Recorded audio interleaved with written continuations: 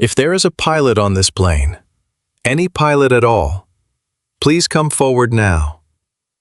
Ethan Walker did not move. His hands rested folded on his knees, the worn leather of his jacket creaking softly as he leaned back in his seat. All around him, 200 strangers searched every face in the cabin, every face except his.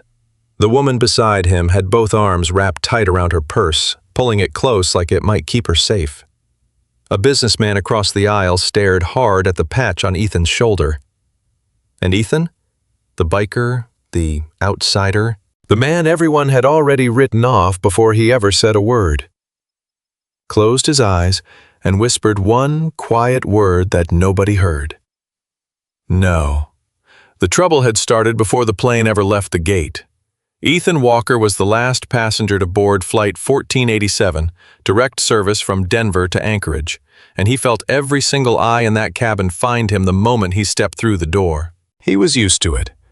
39 years old, 6'2", blonde hair pushed back under a worn bandana, a jaw that hadn't seen a razor in 3 days, and a black leather jacket that had logged more miles than most of these passengers had ever driven in their lives. On his back, a winged skull patch spelled out 2 words in curved letters: Hell's Angels. He didn't blame them for staring. He had made peace with the staring a long time ago. What he had never made peace with, what he could never quite let go of, was the way a room went silent the moment he walked into it. That particular quiet that had nothing to do with noise. That quiet that meant something else entirely. "Excuse me," he said, ducking under the overhead bins, working his way down the narrow aisle. A man yanked his elbows in sharply. A mother slid her toddler closer to the window. Somewhere near the back of the plane, a teenager lifted his phone, and Ethan caught the faint electronic click of a photo being taken. He did not turn around. He had learned that, too. Seat 5A, window seat. He shoved his small duffel bag into the overhead bin, dropped into the seat, and let out a slow breath he felt like he had been holding since the security line. The woman in 5B had been reading a magazine. The moment Ethan settled in beside her, she went completely still. The kind of still a rabbit goes when a hawk crosses overhead. Then, very slowly, very deliberately, she reached down and lifted her purse off the floor and set it square in her lap, both arms locked around it. He saw it. He always saw it. "Ma'am," he said quietly, "your bag is actually safer on the floor. It gets in the way of your seatbelt up there." She did not answer. She turned herself 2 inches toward the aisle, angling her whole body away from him, and raised the magazine higher like she was building a wall. Ethan nodded slowly to himself. "All right then, that is how this is going to go." He turned to look out the window. Down on the tarmac below, a ground crew was loading the last of the bags, their breath puffing white in the cold Denver morning air. A de-icing truck rolled slowly by. Ordinary things. Small things. Ethan focused on them the way he always focused on small things when he needed to stay calm. And staying calm had once been the only thing standing between him and death. But that was another life. That was a man named Captain Walker, and Captain Walker did not exist anymore. Ethan had walked away from that name 5 years ago, left it behind without looking back. He reached into his jacket and pulled out a photograph. It was creased at the corners, soft from being handled 1,000 times. A little girl, maybe 8 years old, gap-toothed and absolutely beaming, holding up a drawing of a stick figure on a motorcycle. Under the drawing, in big, wobbly crayon letters, 2 words: "My Dad." Her name was Lily. She was 13 now, and she was waiting for him in Anchorage. Ethan had made her a promise. The kind of promise you only make to a child once and then spend the rest of your life keeping. That he would never do anything dangerous again. That he would always, always come home. He tucked the photo back into his jacket, right over his heart, and closed his eyes. He did not know yet that in 90 minutes that promise was going to be tested in a way he could never have imagined. The man in seat 4C had been watching Ethan since the moment he boarded. He was old, mid-80s, maybe older, a spine that refused to bend even as the rest of him had folded inward with age. He wore a wool cardigan and a small enamel pin on the collar, a pin that most people in that cabin would not have recognized. But that small circle of metal meant everything to the handful who would. His eyes were pale blue and terribly sharp, and they had not left the biker in 5A for a very long time, but not the way the others watched him. Not with fear, with something more like recognition. Interesting, the old man murmured to himself. He turned back to the window. His name was Walter Hayes. 60 years ago, he had flown B-52s over places that history books still argued about. His hands trembled now, and most of his hearing had gone, but one thing had never left him, the ability to spot another pilot in a crowd. It was not the jacket, it was not the tattoos, it was the way the younger man had moved down the aisle. The way his eyes had swept the emergency exits, counted the doors, clocked the flight attendants, sized up which one was in charge. All of it done in the space of 3 seconds, without once breaking stride. Civilians do not do that, Walter thought. That boy has flown something, and not just for fun. He filed the observation away and said nothing. Old soldiers had learned to keep their observations to themselves, but he kept one pale eye on seat 5A all the same. The flight attendant working the forward cabin was named Grace Okafor, and in 11 years of flying, she had developed the ability to read a plane the way a seasoned sailor reads the sea. She could feel the mood of a cabin, could sense almost before anyone else when a flight was going to be smooth and easy, or when it was going to be a long, tense few hours of somebody's bad day spreading outward like smoke. Flight 1487 felt tense, and Grace knew exactly why. She had watched the entire cabin recoil from the man in 5A, and it had tightened something in her chest. Because 11 years and roughly 4,000 flights had taught her a truth that most people in that cabin had not yet learned. The passengers everyone was afraid of almost never caused the trouble. The trouble came from the polished ones, the men in expensive suits who assumed the rules did not apply to them, the quiet ones who had downed 6 drinks before they ever reached the gate. The rough-looking ones, the tattooed ones, the bikers, the ones who made other passengers clutch their belongings. 9 times out of 10, those were the ones who helped you lift a bag into the overhead for an elderly traveler, who said, "Thank you, ma'am," and meant it, who fell asleep before takeoff and gave you 0 trouble at all. Grace made her way down the aisle doing her pre-flight check. When she reached row 5, she stopped. She looked directly at Ethan and she smiled. Not the professional smile, the one they all practiced. A real one. "Can I get you anything before we push back, sir? Coffee, water?" Ethan looked up. For just a half-second, something flickered across his face. It was not suspicion, it was surprise. Not at the offer, at the way she had looked at him when she made it. At the word "sir" said like she actually meant it. "Coffee would be great," he said. "Black, please, thank you." "You got it." She moved on. But Ethan watched her go, and for the first time since he had boarded the plane, some of the tension went out of his shoulders. The woman in 5B had noticed the exchange. She had noticed the flight attendant smile at the biker, and something in her face said she did not understand it, and did not quite approve. Ethan noticed her noticing. He almost said something. Almost. Then he thought of Lily and the photograph and the promise. And he thought about how the fastest way to prove every single person on this plane right about him was to open his mouth. So he did not. He turned back to the window, watched the de-icing truck work its way along the wing, and waited for the plane to take him home. They were 40 minutes into the flight somewhere over the vast white emptiness of the Yukon when the first strange thing happened. The seatbelt sign, which had gone off after the initial climb, chimed back on. By itself, that was nothing. Turbulence weather, routine caution. Grace's voice came over the intercom, calm and practiced, asking everyone to return to their seats and fasten their belts. But Ethan felt something else, something the other passengers could not feel because they had not spent 10,000 hours in aircraft learning to feel it. The plane's nose had come up, just slightly, just a degree or two, and it had stayed there. He opened his eyes. He did not move his head. He did not sit up, he just listened. To the engines, to the airframe, to the tiny, subtle shifts in pitch and pressure that most people would never consciously notice. And what he heard was an aircraft that was doing something a well-flown aircraft should not be doing. The nose was too high. The airspeed felt wrong. There was a hesitation in the way the plane responded to the air, a sluggishness, like a car dragging something unseen under the chassis. Probably nothing, he told himself. You are not that man anymore. Let it go. He tried to let it go. Then, 4 rows back, a passenger's window shade was raised, and through it, if Ethan had turned to look, he would have seen the right engine trailing a thin, wavering line of gray smoke. He did not turn to look, but he heard the change in that engine's pitch, a subtle drop of flutter, and every part of him that had once been Captain Ethan Walker came instantly, silently, completely awake.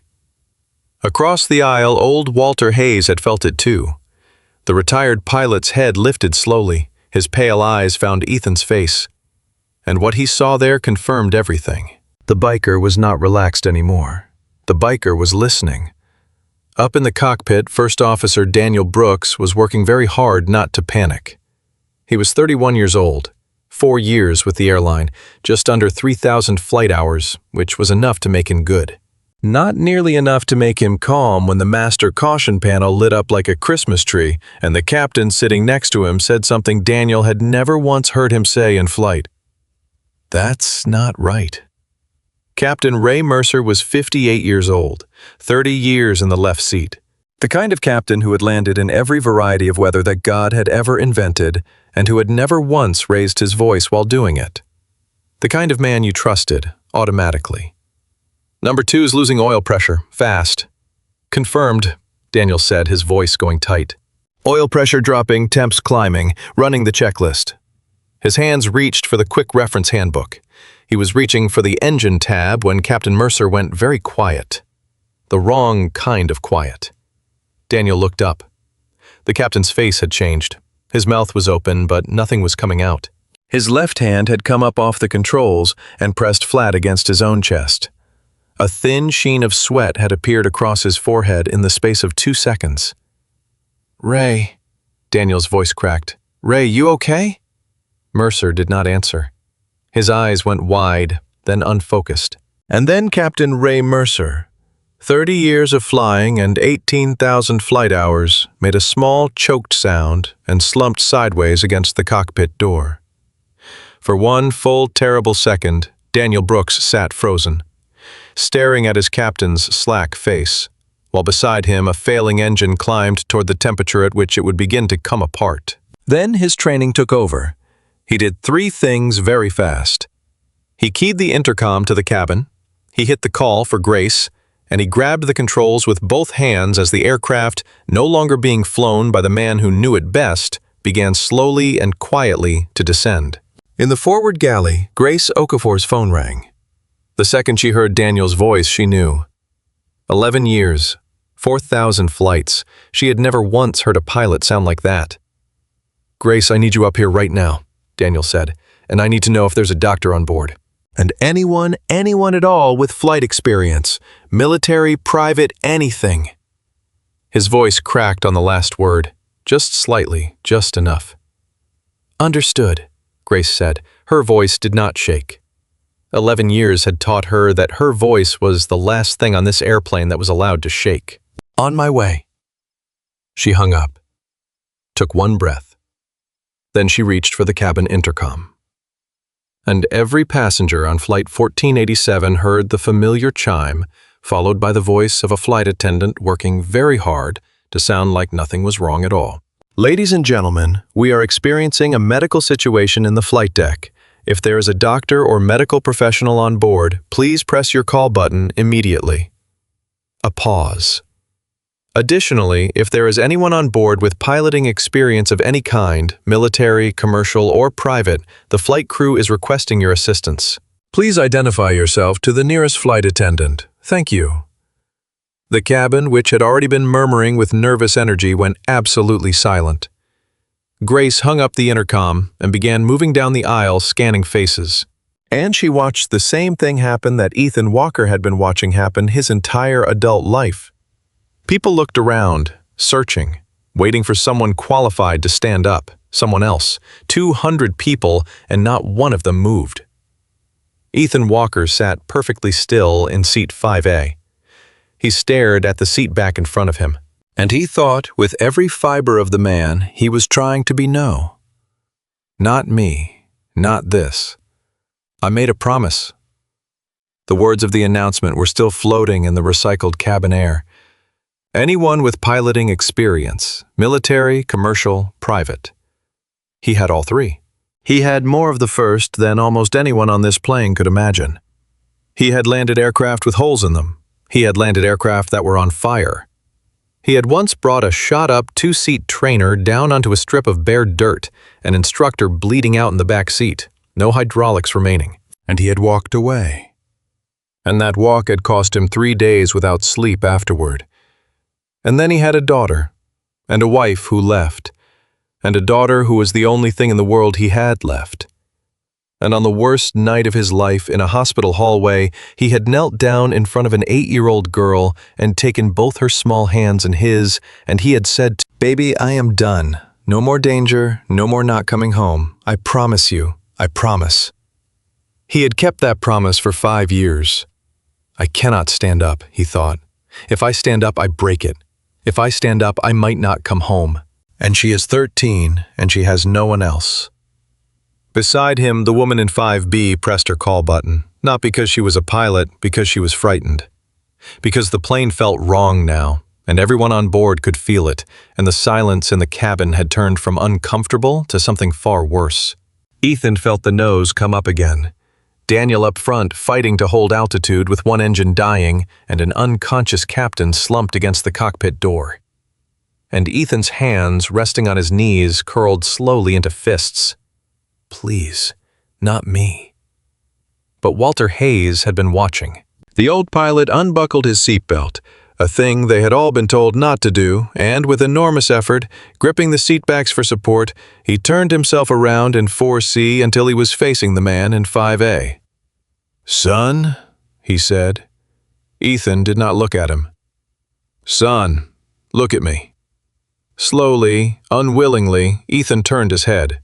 The old man's pale eyes held his, and when Walter Hayes spoke, his voice was thin and cracked with age, but there was steel underneath it. The steel of a man who had once given orders and been obeyed without question. "I watched you board this airplane," Walter said. "You counted the exits before you sat down. You clocked every door, you sized up the flight attendants and figured out which one was running the show in about 1.5 seconds. He leaned closer. His old hand, spotted and trembling, gripped the top of Ethan's seat. "I flew for 31 years, son. I know what I am looking at, and I am looking at a pilot." Ethan's jaw went tight. "You're mistaken." "No," Walter said. "I'm not, and neither are you." He nodded toward the front of the plane. "You heard that engine change 10 minutes before that young lady made her announcement? I watched you hear it. Everybody else on this airplane is scared." "You are not scared, son. You are calculating, and there is a difference, and only one kind of man in the world knows what that difference feels like from the inside." Ethan said nothing. His whole body had gone rigid. Walter's voice dropped, gentler now, almost kind. "People don't lose years of training just because they stop wearing the uniform. You can put on the leather jacket. You can grow out the beard. You can ride your motorcycle up and down every highway in Alaska and tell yourself you're somebody new. But when that door opens and the plane starts to fall, it's not on the man you were as the man who is going to be sitting in that seat." He paused. "That is just the truth of it." The plane dropped suddenly, a hard, stomach-lifting jolt. A woman 2 rows back cried out. A child began to wail. Somewhere near the wing, a bag broke loose from an overhead bin and thumped to the floor. Ethan closed his eyes. Behind his eyelids, he saw Lily's face, gap-toothed, 8 years old, my dad in crayon. And then he saw her at 13, waiting at the arrivals gate in Anchorage, waiting for a plane that, if he sat here and did nothing, might never land. and he understood in that moment the thing that had been hiding underneath his promise the entire time. He had promised her he would always come home. But there were 200 people on this airplane, and every single one of them had someone waiting at some gate somewhere. 200 people with daughters and fathers and husbands and wives, 200 people with birthdays coming up, with grandkids to meet, with sisters turning 50, with whole futures waiting on the other side of this flight, and the only man on board who could give all of them a fighting chance to get home was sitting in seat 5A with his eyes closed, hiding from himself. If I don't stand up, he thought, and this plane goes down, and I could have done something. How do I come home to her? How do I look at my daughter knowing I let 200 people die to keep a promise she would never, ever want me to keep? The answer arrived quietly, the way the most important answers always do. She would not want this. She would want me to be the man she drew in crayon. Ethan opened his eyes. Grace Okafor had reached row 5 in her second urgent pass down the aisle, and she was just about to move past when the man in the leather jacket, the man the entire cabin had spent 5 hours avoiding, reached out and touched her sleeve. She stopped. He looked up at her, and the thing that struck Grace in that instant, the thing she would tell the story of for the rest of her life, was the complete and total absence of fear in his face. Every other person on that plane was drowning in it, but the man in 5A looked calm. Terribly, impossibly calm. "Ma'am," Ethan said quietly, "I can fly this airplane." Grace stared at him. Around them, heads turned. The woman in 5B lowered her magazine. The businessman across the aisle went absolutely still. The entire forward cabin seemed to hold its breath at once. "I'm sorry," Grace said. Ethan unbuckled his seatbelt. The click was very loud in the silence.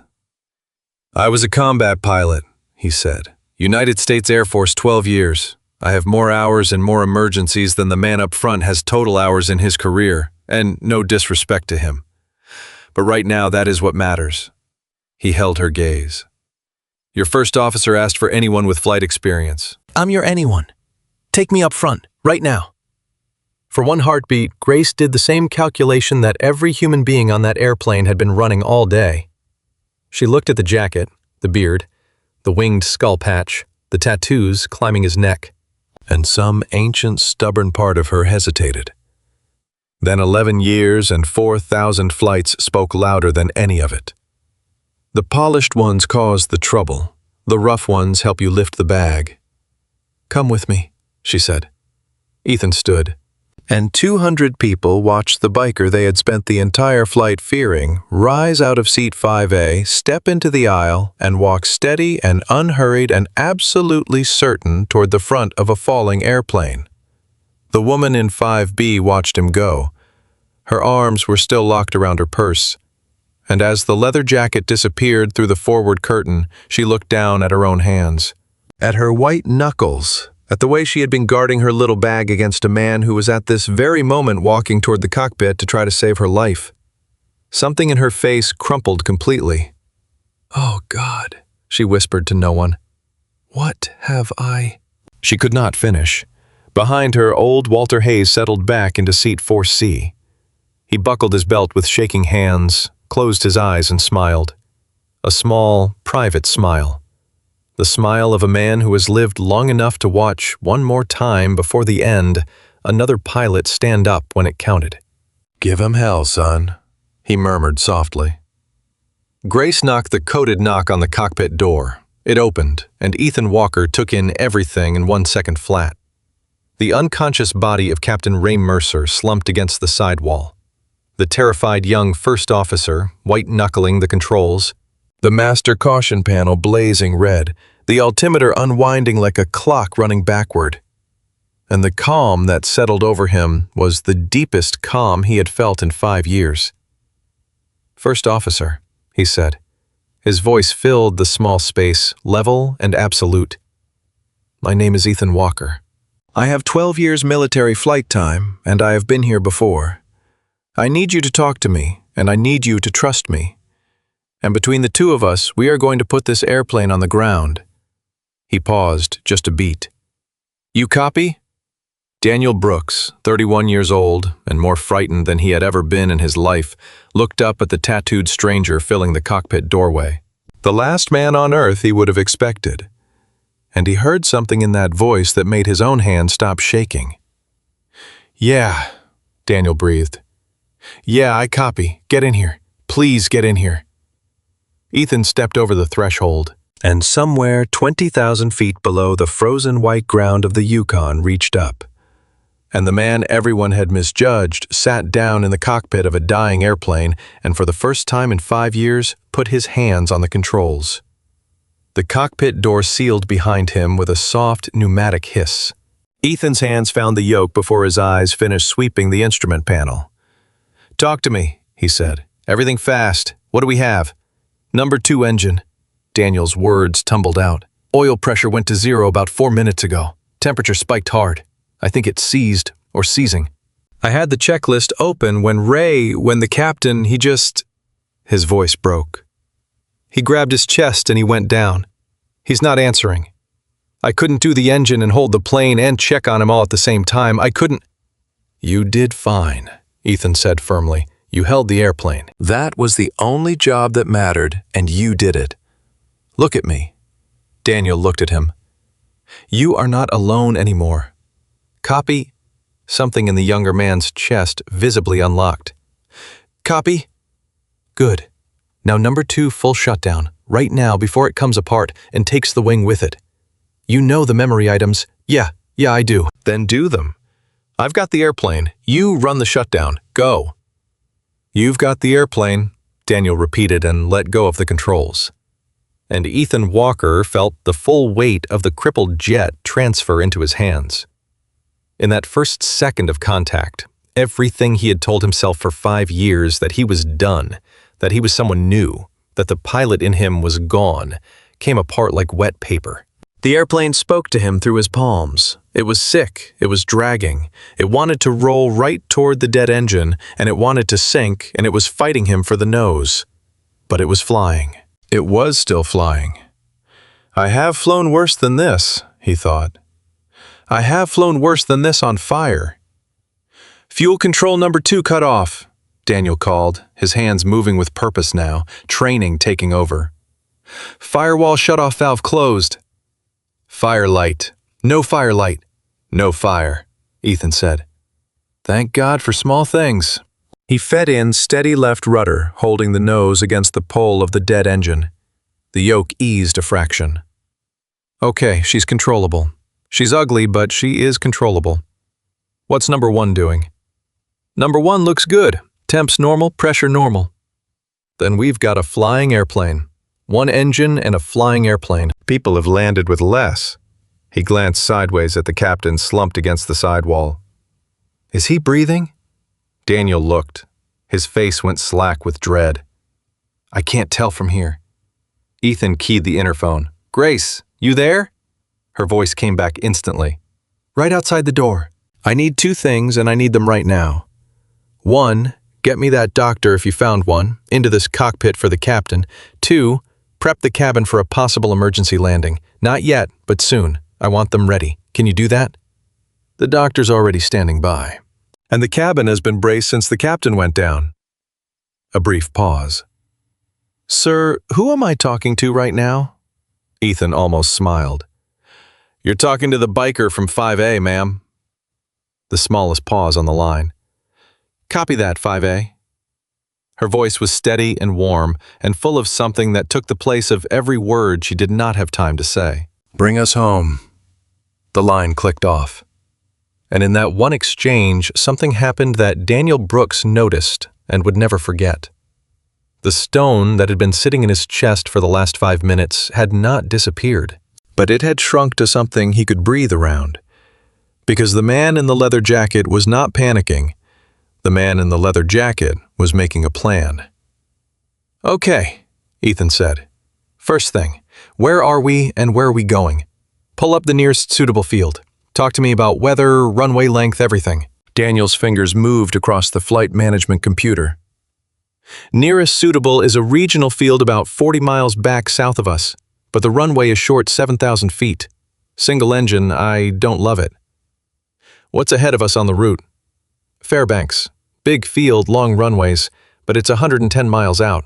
Ethan did the math.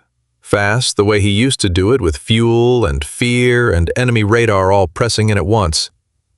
110 miles on a single engine with a captain who might be dying, or 40 miles back to a short strip he couldn't afford to misjudge. Fuel. We're heavy. Tankered up for Anchorage. Then Fairbanks, Ethan said. Long runway, full emergency equipment room to be wrong if we need it. We take the extra 20 minutes and we get a field that gives us margin. He looked at Daniel. You agree this is your airline, your airplane, your call as much as mine. You agree that single question, that one simple act of asking, did something to Daniel Brooks that no reassurance ever could have, because it told him in the clearest possible way that he was still a pilot. He was still part of this. He was not a passenger in his own cockpit. I agree, Daniel said, and his voice was steadier than it had been since the captain fell. Fairbanks, long runway. I'll get us the frequency and declare. Declare it loud, Ethan said. Mayday, not pan-pan. I want every truck they have rolling before we ever touch the ground. Go. Daniel keyed the radio. He gave their flight number, their position, their situation. And then for the first time in his career, he said the word that every pilot dreads and drills for. Mayday, mayday, mayday. The controller, a man named Pete Halverson, 31 years in the chair, came back immediately. His voice did not change at all. Aircraft declaring Mayday, Anchorage Center. Roger. You are cleared direct Fairbanks, descend and maintain as required. Airspace ahead is being cleared now. Say the nature of the medical emergency. Captain is unconscious, possible cardiac event. We have a physician passenger with him.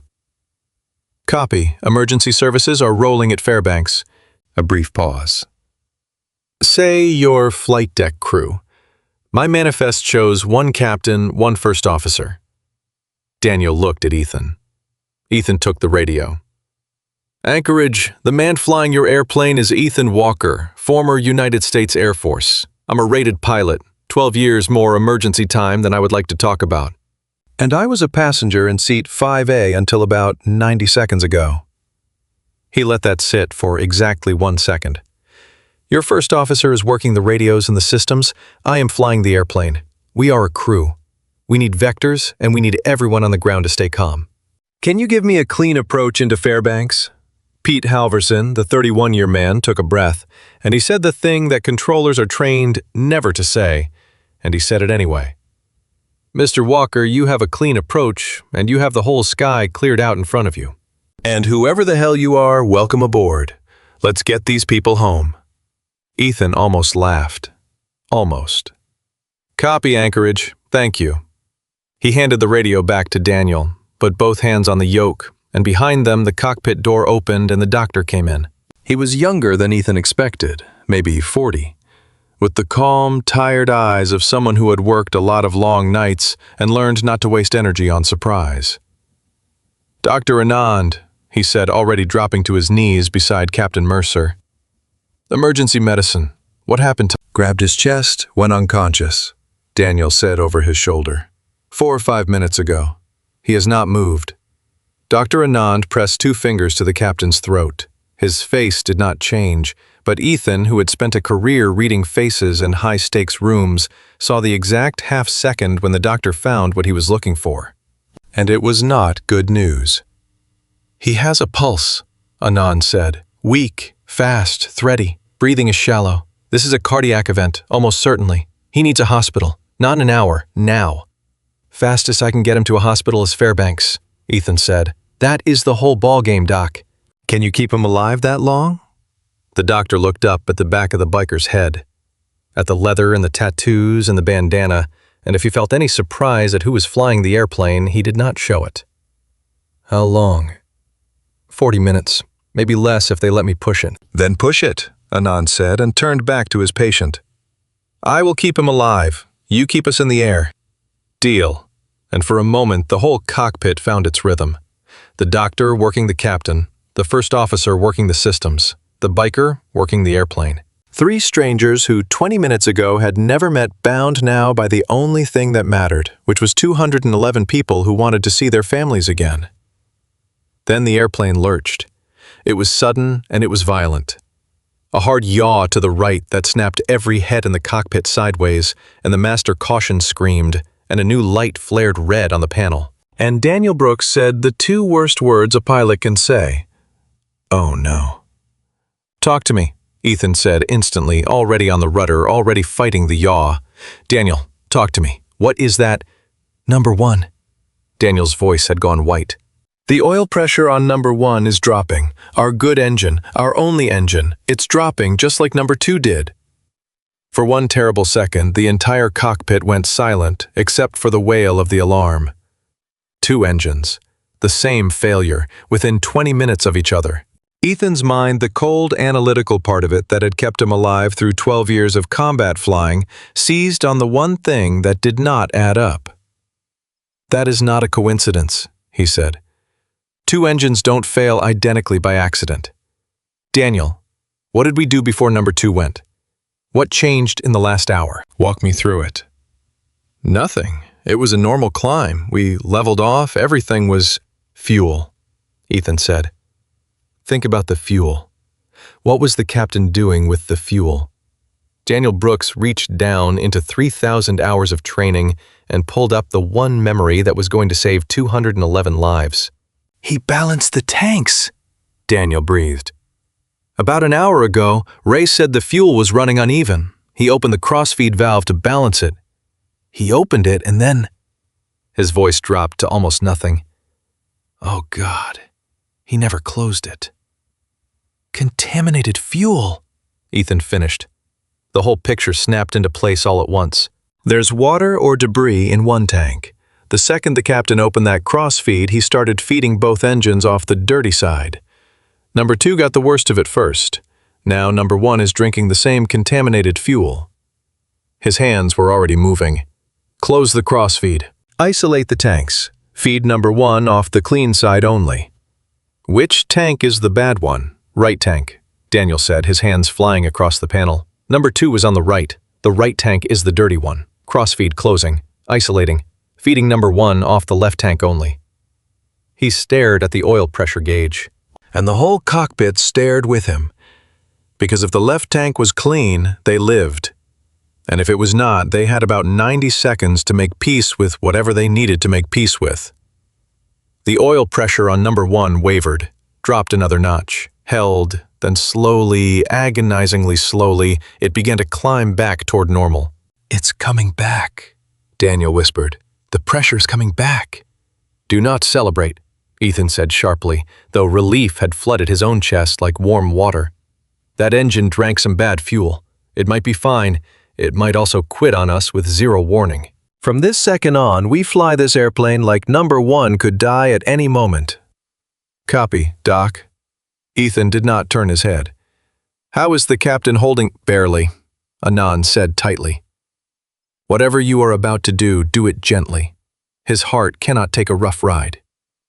Ethan almost laughed, a dry, exhausted sound. "Gentle," he repeated.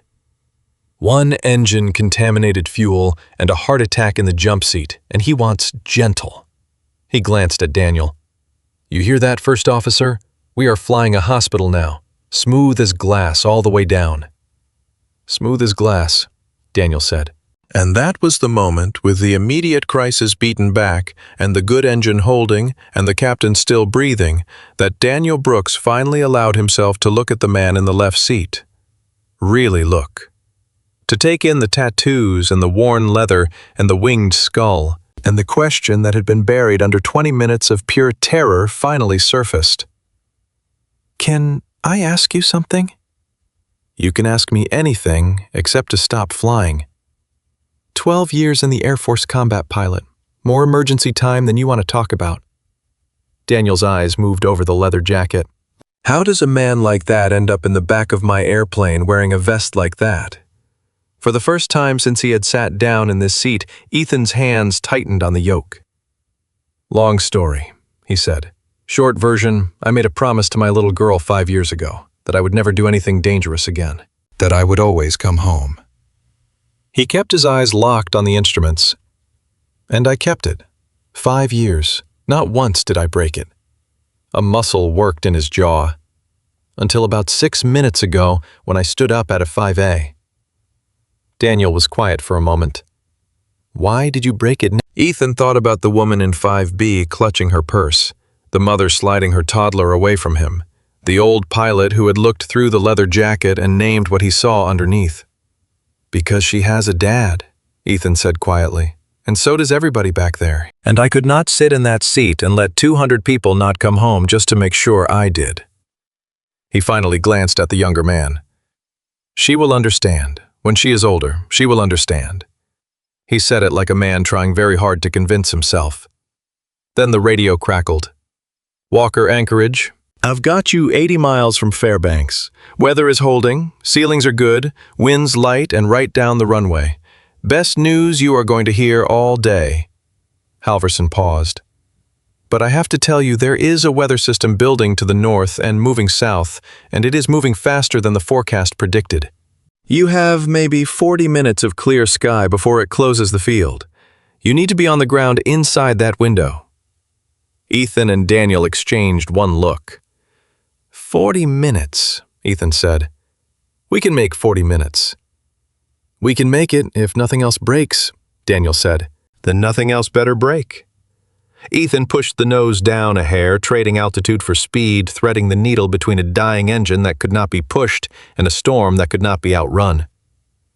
Anchorage, copy the weather. We are coming down. Keep that runway clear and keep talking to me. Behind the cockpit door, the 211 souls that Ethan Walker was fighting for had no idea about the contaminated fuel, the second engine scare, or the storm racing them to Fairbanks.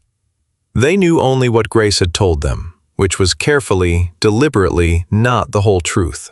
That there was a medical situation, that a qualified pilot was assisting the crew, that they should stay calm and stay braced, but they could feel the airplane.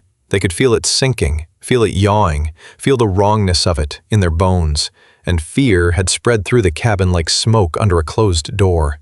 In seat 5, the woman who had clutched her purse against the stranger in the leather jacket was crying, both hands pressed over her mouth. Because Grace had let one detail slip in passing, that the man who had volunteered, the man now flying the plane, was the passenger from row 5. The woman knew exactly which passenger that was. She knew she had pulled her bag away from him the moment he sat down. She knew she had turned her whole body away from him like he was something to be avoided. She knew she had looked right through him for 5 hours and never once acknowledged that he was a human being sitting 18 inches away from her. And now he was the only reason she might see tomorrow. Miss? She caught Grace's sleeve on the next pass through the cabin. Her voice was shaking. The man flying the plane, the one from my row, is he really? Yes, Grace said gently. He really is. The woman pressed her hand harder over her mouth. I was so awful to him, she whispered. I never even said a single word to him. I just moved my bag like he was... Oh, God. Grace crouched down beside her, covered the woman's trembling hands with her own. Listen to me. Whatever you are feeling right now, you fold it up and you hold on to it. And when we are safely on the ground, you go find that man, and you say what you need to say to his face. He has earned that. And I promise you, you will feel a whole lot better giving it to him than carrying it alone. She squeezed her hands. But right now, I need you calm, because the calmer you are, the calmer the people around you stay. And calm is what is going to get us all down safe. Can you do that for me? The woman nodded, wiping her eyes. What is his name, the pilot? Do you know? Ethan, Grace said. His name is Ethan. Ethan, the woman repeated, like a prayer, and she folded her hands in her lap and stared at the seat back in front of her and began quietly to pray. Up front, the airplane was passing through 18,000 feet when number 1 coughed. It was a small thing, a single stutter in the smooth, steady drone of the only engine keeping 211 people in the air. But every man in that cockpit felt it in the pit of their stomach. Dr. Anand looked up from the captain. Daniel's hand froze over the panel. Ethan's whole body went rigid. No, Daniel breathed. No, no, no. Watch it, Ethan snapped. Watch the gauges. Talk to me. The engine stuttered again. The pressure needle twitched. It's the fuel, Daniel said, his voice climbing. There's still contaminated fuel in the lines from before. It's working through. If it gets into the... Then we ride it out, Ethan said, iron in his voice, absolute. That engine is going to cough and sputter and scare the hell out of us, but the good fuel is feeding it now. We just have to let it clear the bad fuel out of the lines. You do not touch that engine. You do not shut it down. You let it run rough. A rough engine is a running engine. Copy. Copy. The engine coughed a third time, harder. The whole airframe shuddered. Somewhere behind the door, a passenger screamed. Dr. Anand grabbed the captain's head to keep it from hitting the wall. And for 3 full, agonizing seconds, the number 1 engine sounded like it was tearing itself apart from the inside. And then it cleared. The stutter smoothed out. The drone came back steady and full and beautiful. Daniel Brooks let out a breath that was half laugh and half sob. It cleared! Oh my God, it cleared! It's smooth. It's running. See? Ethan said, and there was the ghost of a real grin under the exhaustion. Rough engine is a running engine. The bad fuel's through the lines now. We should be clean the rest of the way down. He keyed the interphone. Grace, that shudder the cabin just felt, that was the engine clearing itself out. It's normal. Tell them it's normal. Everybody is fine. We are fine. Telling them now. Grace's voice came back, then softer. Ethan, the cabin can hear it in your voice. You sound like a man who has done this before. It's keeping them calm. Whatever you're doing up there, keep doing it. Ethan did not answer that. He could not, quite. Because the truth was, a man who had done this before was exactly what he was. And he had spent 5 years pretending he wasn't. And there was something cracking loose inside his chest right now. Something he didn't have time to look at. Something that felt almost like grief and almost like coming home at the same time. 60 miles, Daniel said. 60 miles to Fairbanks, descending through 14,000. How is the storm looking? Daniel checked. His face tightened. Moving faster than projected. Anchorage say weather at Fairbanks, Halverson came back. And his voice had changed. The easy confidence had thinned out considerably. Walker, I am not going to sugarcoat this for you. That weather system is ahead of schedule. Ceiling at Fairbanks is dropping. You had 40 minutes of clear sky. You have maybe 20 now. The wind is picking up and it's starting to shift crosswind on the runway. You need to fly it like you mean it. Ethan's jaw set. Daniel, can we make Fairbanks in 20 minutes? Daniel ran the numbers. His silence was its own answer. It is going to be close, Daniel said finally. It is going to be very close. And if the crosswind builds much more single engine into a tight weather window with a captain who cannot take a rough landing, he looked at Ethan. I am not going to sugarcoat it either. Everything up until now was easy compared to what's coming. Ethan Walker looked out the front windscreen at the gray wall of weather building on the horizon. At the airport somewhere behind that wall, at the shrinking seam of clear air between him and 211 people coming home. And then he did something he had not done in 5 years. He reached into his jacket over his heart and pulled out the creased photograph of a gap-toothed little girl holding a crayon drawing. He wedged it into the corner of the instrument panel where he could see it. Lily, my dad. What is that? Daniel asked. That, Ethan said, is my reason. Everybody has a reason. That one is mine. He put both hands back on the yoke, and his voice dropped into a register Daniel had not heard from him yet. Lower, harder, absolutely certain. The voice of a combat pilot who has looked a bad situation square in the face and decided simply that it is not going to beat him. All right, First Officer, here is how this goes. He paused just a beat. We are going to beat that storm to the runway. We are going to fly the smoothest, cleanest, single-engine approach that field has ever seen, gentle enough that the captain's heart doesn't notice the landing. And we are going to put 211 people back on the ground with their families tonight. He glanced one last time at the photograph of his daughter. Every one of them, he said softly, is going to come home. Because that is the promise now, not just me, all of them. Daniel Brooks stared at the man in the leather jacket, the biker everyone had ignored, the outlaw the whole cabin had feared, the ghost of a captain who had risen out of seat 5A. And he felt for the first time since Ray Mercer collapsed like they were actually going to make it. "Fairbanks in sight," he said, his voice thick. "Dead ahead through the gap in the weather. Runways are clear, the trucks are rolling, they are waiting for us." "Then let's go get it," Ethan said, and he pointed the nose of the dying airplane at the narrowing seam of clear sky, one engine turning a captain's life hanging in the balance behind him, a storm closing in from the north, and his daughter's face watching him from the corner of the panel. And he began the descent. The nose came down and the airplane fell toward the shrinking opening in the weather. For the first 30 seconds, it went exactly as Ethan wanted. Then the crosswind found them. It hit the tail like an open-hand shove, and the airplane slewed sideways in the sky, the nose swinging hard off the center line Ethan was drilling toward. His boot came down on the rudder before his mind finished registering the drift. "Wind's shifting," Daniel said, watching the instruments. "It was down the runway 90 seconds ago. Now it's coming across 15 knots, gusting higher." "I feel it," Ethan said through his teeth. "Anchorage surface wind at Fairbanks, give me a number." Halverson's voice. "Latest I have is 270 at 18, gusting to 26. That is a crosswind on your runway, Walker. Right at the edge of certified limits, and it is building." Daniel looked at Ethan. He didn't have to say what they were both thinking. Certified crosswind limits were written for 2 working engines to current pilots, a calm day, and a long, clear runway.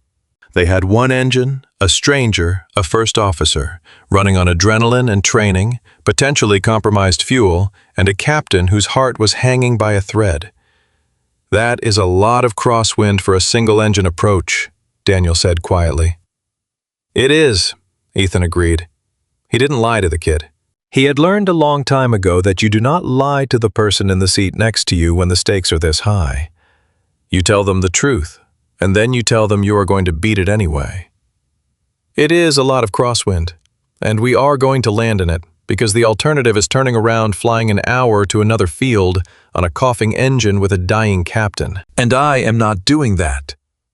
We land here, in the crosswind. "Have you landed in worse?" Daniel asked.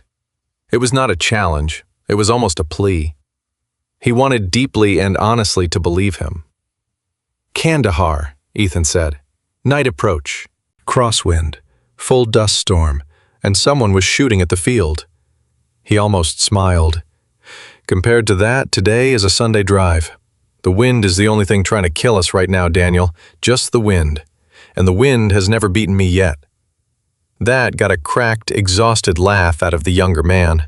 And that laugh, that single broken sound in the middle of the worst hour of Daniel Brooks's flying career, did more good in that cockpit than any checklist could have managed. Behind them, Dr. Anand had one hand braced against the side wall and the other flat against Captain Mercer's chest, feeling the uneven flutter beneath his palm. "How long until we are down? I need a number."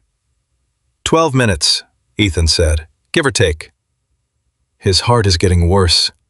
Anand's voice was flat and honest. "I'll be straight with you, because you have been straight with me. He is slipping. The rhythm is going ragged. If this landing is rough, if you slam it down, if you have to go around and try again, I do not think his heart survives it. You get one shot, Ethan. You understand me? There is no again. Not for him." The words landed in the cockpit like a stone dropped into still water. One shot. No go-around. One chance to put a single-engine airplane with contaminated fuel down on a crosswind runway in a closing storm gentle enough that a dying man's heart doesn't notice the touchdown. Ethan Walker took one long, slow breath. "Copy," he said. "One shot. I hear you, Doc." And something in his voice made both other men look at him. Because the fear that should have been there was simply not. There was only that terrible, bottomless calm. The calm that Walter Hayes had seen from row 4 and named before anyone else had the eyes to look for it. The calm of a man who would spend his entire adult life inside moments exactly like this one. "Daniel," Ethan said. "New plan. We are not flying a normal approach. We cannot afford a normal approach, not with one shot. So here is what we are going to do." He paused. "You are going to be my second set of eyes and my second pair of hands. You call out everything. Every airspeed, every altitude, every wind shift, every warning. The second you see it, you call it. You do not wait for me to ask. If that engine burps, you tell me. If the wind swings, you tell me. I am going to be flying this airplane with everything I have, and I need you to be my instruments. Can you do that?" "I can do that," Daniel said. "I know you can. You have done everything right for the last hour. Now do this one last thing right, and we all go home." Ethan's eyes locked forward on the gray mess where the runway was waiting for them. "Get me the approach setup. Gear when I call for it, not before. Flaps in stages, I will call each one. Keep talking to Anchorage. I want that runway hours and only hours, and I want every truck they have rolling on the grass ready for us the moment we stop." For the next 4 minutes, the cockpit became a single organism. 2 men breathing as one, calling and answering. The biker flying and the first officer feeding him the sky in numbers. 10 miles, copy 10, descending through 4,000 on the glide path. Little high, correcting. Wind swinging back, coming more down the runway. I feel it, that's a gift, take it. 8 miles, trucks are on the grass. Anchorage confirms the runway is ours. Beautiful, gear down. Daniel hit the lever. The whole airplane groaned as the landing gear swung into the slipstream. 3 green lights blinked on. Gear down and locked, 3 green. Flaps to approach. Flaps set, speed checks. And it was going well. It was going so well that for about 90 seconds, Ethan let himself almost believe they were going to steal this one clean. That the wind would hold, and the engine would hold, and he was going to grease this crippled airplane onto the runway, and it was going to be against every possible odd, easy. That was when the storm arrived early. It did not build, it did not creep in from the edge, it hit the field like a fist. The clear gap Ethan had been threading closed in an instant, and the world outside the windscreen went from overcast gray to nothing at all. A solid driving wall of snow and cloud that swallowed the runway, the approach lights, the ground, and everything else in one violent sweep. "I'm IMC," Ethan said sharply, his voice snapping tight. "I've got no runway. I've got nothing. Where did it go? Where is my runway?" "It is still there," Daniel said, his voice climbing but holding. "We are 4 miles out, dead on centerline. You are on the instruments now, Ethan. Fly the instruments. The runway is exactly where it is supposed to be. You just cannot see it yet." "Anchorage," Ethan barked.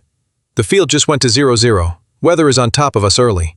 Talk to me. Is that runway still open?" Halverson's voice came back fast and grim. "Walker, that squall line beat the forecast by 15 minutes. Fairbanks has just gone below minimums." Below minimums. The words landed in the cockpit like a bucket of ice water. Everything in the cockpit seemed to stop. Below minimums meant the weather was so severe that regulations said no airplane was permitted to attempt a landing. It meant that on any normal day, a normal crew would turn around right now and divert somewhere else. But there was no somewhere else.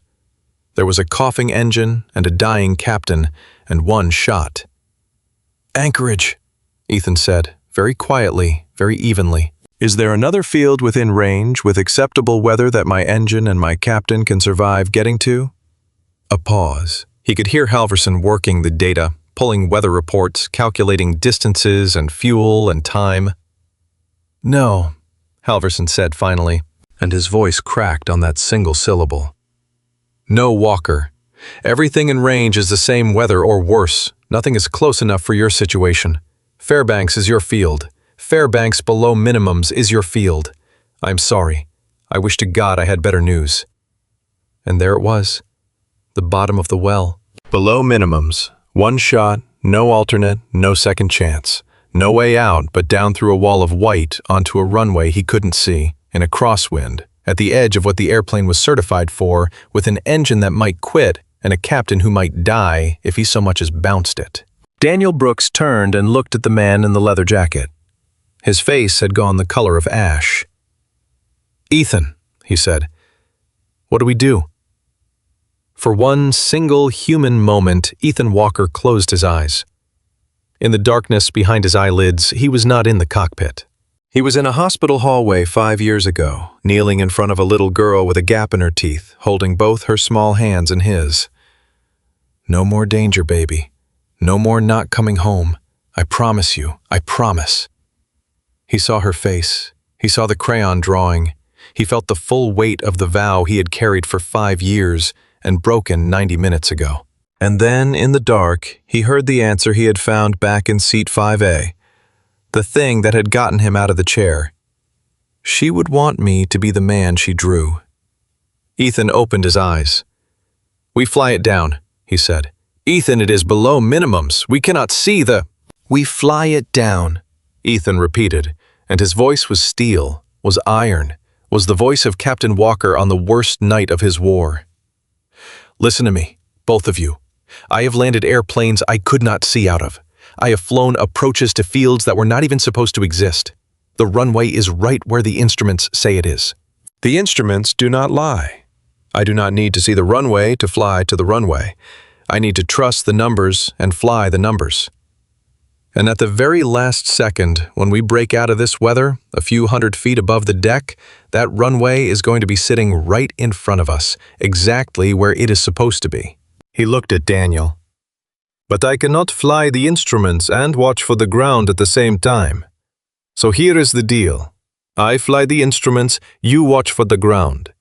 The second you see anything at all, runway approach lights, anything you call runway in sight, you be my eyes for the outside world, and I will fly us to the spot where the outside world shows up." He held the younger man's gaze. "Can you do that?" Daniel Brooks looked at the wall of white swallowing the windscreen. He looked at the impossible thing this man was asking. He looked at the absolute, unshakable calm in the biker's face, and he made a decision he would be proud of for the rest of his life. He decided to trust him. "Runway in sight," Daniel said. "The second I see it, I've got you." "Anchorage," Ethan said. "We are landing at Fairbanks, below minimums or not. It is the only shot my captain has, and it is the only field this engine can make. Roll every truck you have and say whatever prayer you know. We are coming down." A silence on the frequency.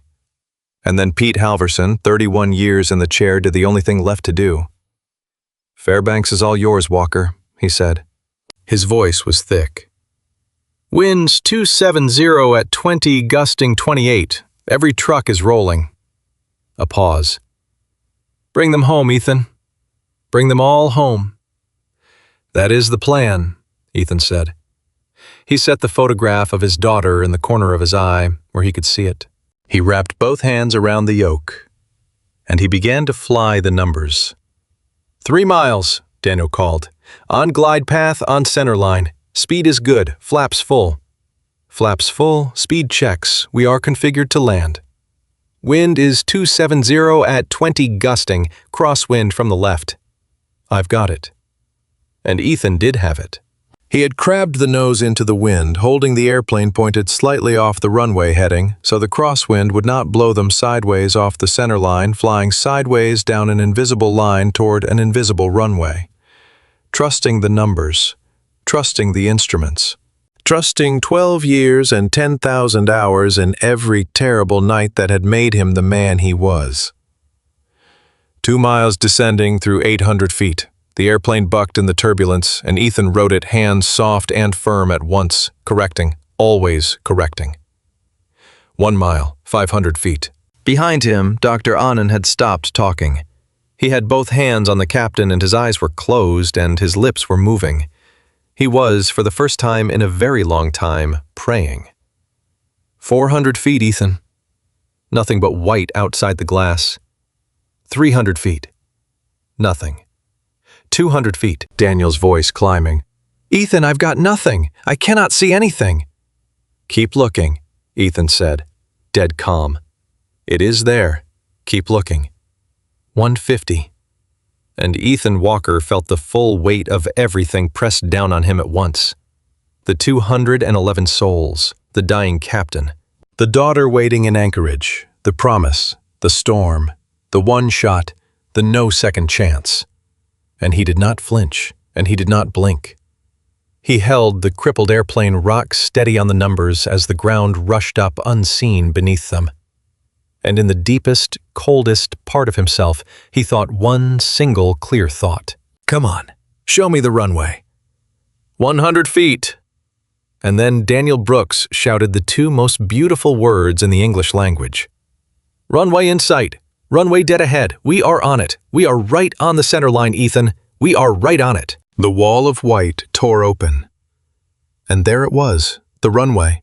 Its lights blazing up through the driving snow, sitting exactly, precisely, impossibly where the instruments had promised it would be. Dead ahead. Close. Rushing up real and solid and beautiful. I've got it, Ethan said, and every ounce of him came alive at once. The crab coming out, the upwind wing dropping into the crosswind, the rudder straightening the nose, all of it in one fluid motion that no checklist could ever teach, that only 10,000 hours could put into a man's hands. The airplane came down through the last 100 feet screaming crosswind, one engine turning a captain's life in the balance, a little girl's face in the corner of his eye, and the wheels touched the runway. They touched so softly that for half a second no one in the cockpit believed it had happened. So gentle that Dr. Anand, both hands pressed against the captain's chest, felt the touchdown as nothing more than a whisper, a settling, the lightest possible transfer of weight onto wheels, the kind of landing that a healthy heart would not have noticed, and a failing one could survive. We're down, Daniel breathed. Oh my God, we are down. Not yet, we're not, Ethan said, standing on the brakes, feeding in rudder, fighting the crosswind, still trying to push them off the icy runway, keeping the nose straight, bleeding the speed. Not until we stop. Talk to me. Keep me on the center line. Center line is good. You are tracking straight. Brakes are working. We are slowing. The airplane thundered down the runway in the driving snow, decelerating, the engine roar dying back, the whole crippled mass of it coming under control. Slower, slower, until at last, at the far end of the runway, with the red and blue lights of a dozen emergency trucks flashing through the white all around them, Flight 1487 rolled to a full and complete stop. The cockpit went silent. For a moment, none of the three men could speak.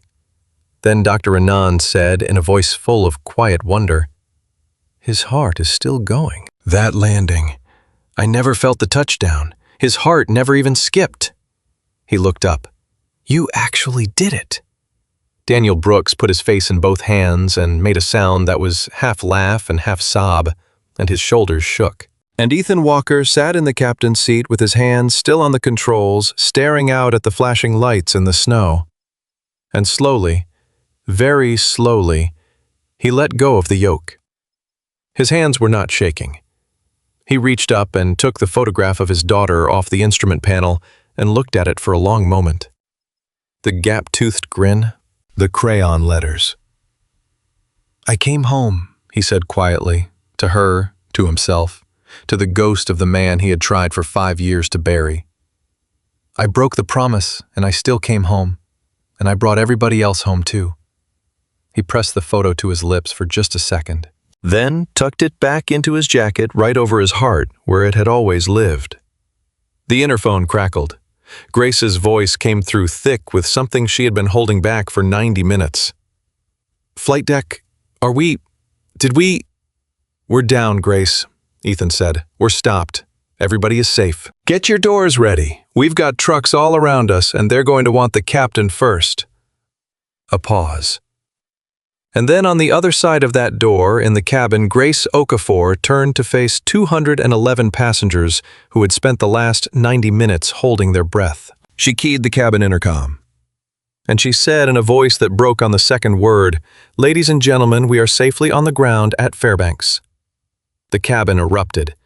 It was a sound Ethan could hear through the cockpit door, a wall of it, cheering and weeping and shouting, and the high, thin wail of children who did not understand why all the grown-ups were crying. And underneath all of it somewhere in row 5, a woman who had clutched her purse against a stranger was sobbing into her hands and saying a name over and over. Ethan, Ethan, Ethan. In the cockpit, Daniel Brooks lowered his hands from his face. He turned to look at the man in the leather jacket, the biker everyone had ignored, the outlaw the whole plane had feared, the ghost who had risen out of seat 5A when everything fell apart. And he found that he did not have any words big enough for what he was trying to say, so he held out his hand. Ethan looked at it, then he took it. "Thank you," Daniel said. It came out, cracked, barely a whisper. I don't have. Thank you. You saved every single one of us." "We saved them," Ethan said. "You and me and the doc. Nobody does this alone, kid. Nobody ever did." He gripped the younger man's hand hard. "You flew this airplane through the worst 4 minutes of your life before I ever got up here. You never let it fall. Don't you ever forget that." He held his gaze. "You are a good pilot, Daniel Brooks. You are a damn good pilot." Daniel could not answer. He just nodded, his jaw working. Outside, the emergency crews swarmed the airplane. The door opened. The storm was still howling, and somewhere in the flashing lights, a paramedic was climbing aboard to take Captain Ray Mercer to a hospital that would, in the end, save his life. Because a biker in seat 5A had put an airplane down so gently that a failing heart never felt the landing. Through the cockpit window, through the driving snow, and the flashing red and blue lights, Ethan Walker looked out at the ground. The solid, safe, beautiful ground. And he thought about the arrivals gate in Anchorage, where a 13-year-old girl was at that very moment waiting for a plane she did not yet know had almost never come. He was going to have to tell her. He was going to have to explain what he had done and why he had broken the promise. But that was a conversation for later. Right now he just sat in the quiet of the cockpit, with the sound of 211 saved lives ringing through the door. And for the first time in 5 long years, he let himself feel the thing he had been most afraid to feel.